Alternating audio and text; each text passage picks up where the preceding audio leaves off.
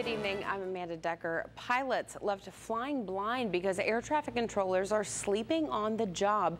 New reports of this happening across the nation have led to today's resignation of the Federal Aviation Administration's air traffic control chief.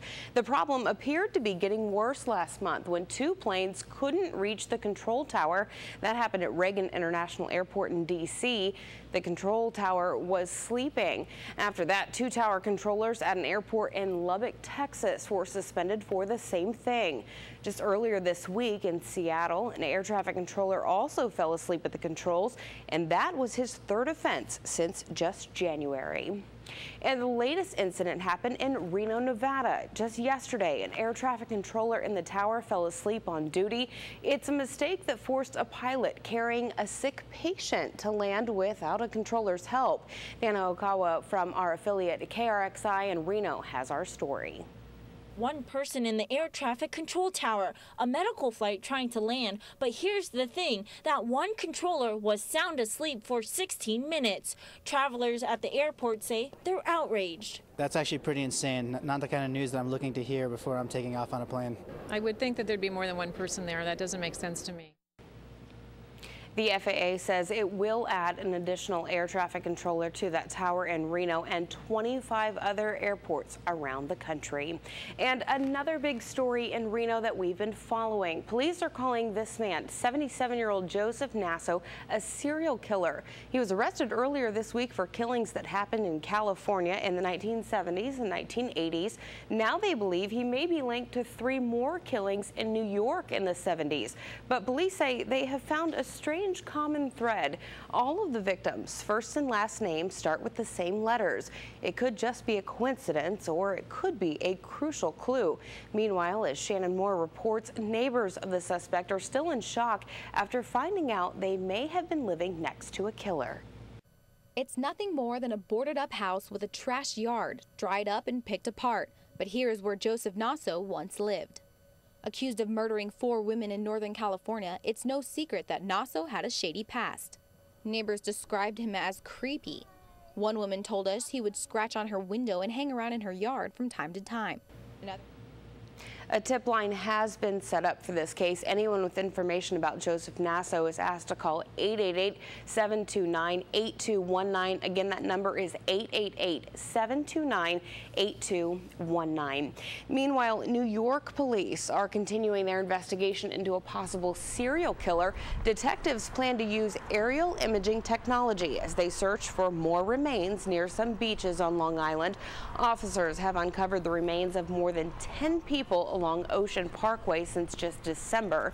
Democrats and Republicans agree on one thing. The national debt is out of control and something has to be done.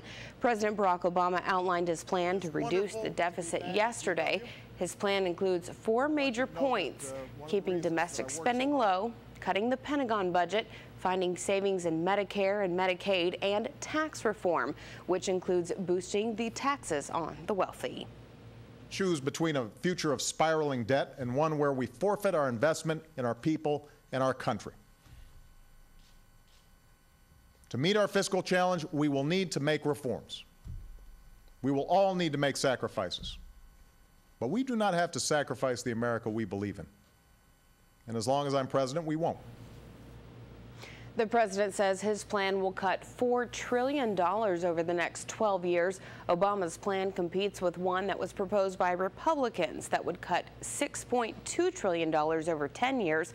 A plan by Paul Ryan continues to defend his version. Rather than building bridges, he's poisoning wells. The president's policies are committing us and our children to a diminished future. I think the president heard us loud and clear. If we're going to resolve our differences and do something meaningful, raising taxes will not be part of that. The president has asked the vice president to meet with congressional leaders to come up with a bipartisan plan by June. The disaster in Japan is still hitting auto workers here in the U.S. Jenny Wurzberger gets back to business. Subaru says a lack of Japanese parts is forcing it to halt an assembly line at a plant in Indiana for 4 days. The shortage of parts also hitting Ford. The company is suspending production for 18 days at a factory in the Philippines. A new report from the American Institute of Certified Public Accountants says 40% of U.S. workers believe they'll never be able to afford to retire.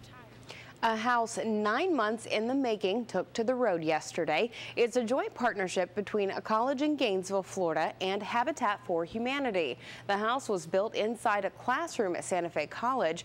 George Solis from our affiliate GTN was there for the awe-inspiring moment when the house made its way to its new home. It's not every day you see half of a house driving by a Gainesville road, and this is no ordinary house. This is the first module of house that's going to be put on this site that was built out at Santa Fe Community College in the new Charles R. Perry Institute building. Together, the two parts will make... Santa Fe College officials expect the house to be ready for that family to move in by the middle of May.